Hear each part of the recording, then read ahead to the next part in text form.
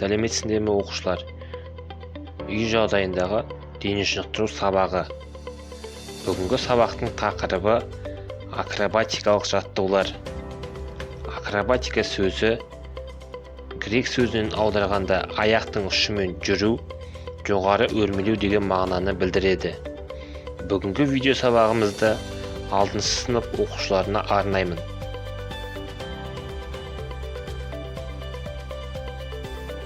Үй жағдайында акробатикалық жаттығуларды орындау кезінде денемізге зақым келмес үшін жұмсақ төсеніштерді қолдануымыз керек.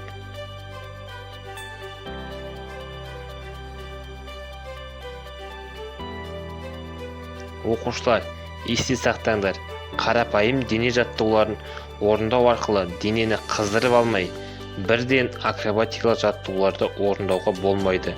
Бүгінгі сабақта акробатикалық жаттығулардың алға қарай бастан аса домалап түсу, артқа қарай бастан аса домалап түсу, жауырынға тұру жаттығуларын үйренеміз.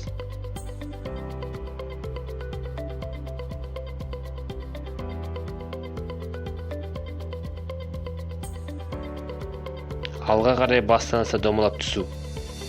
Алға қарай бастан аса домалап түсу үшін алдымен бастап қалыпта екі қолды жерге тірей, басты еңкейтіп отыру керек. Содан кейін төбені жерге тіреп, алға қарай домалап түсу керек.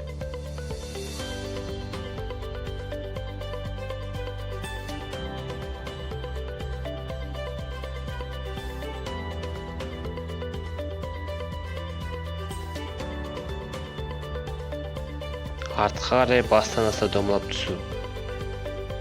Артқа қарай бастан аса домалап түсу үшін жүрелей отырған қалыпта басты еңкейтіп, тізені иыққа жақындатып, қолды жоғары сермеп домалап түсу қажет.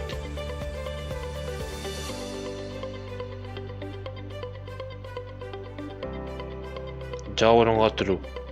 Жауырынға тұру үшін алдымен жүрелей немесе аяқты созып отырған қалыпта жату қажет. Содан соң аяқты жоғары серпей көтеріп, қолды белге ұстап, шынтақты жерге тіреп қою керек.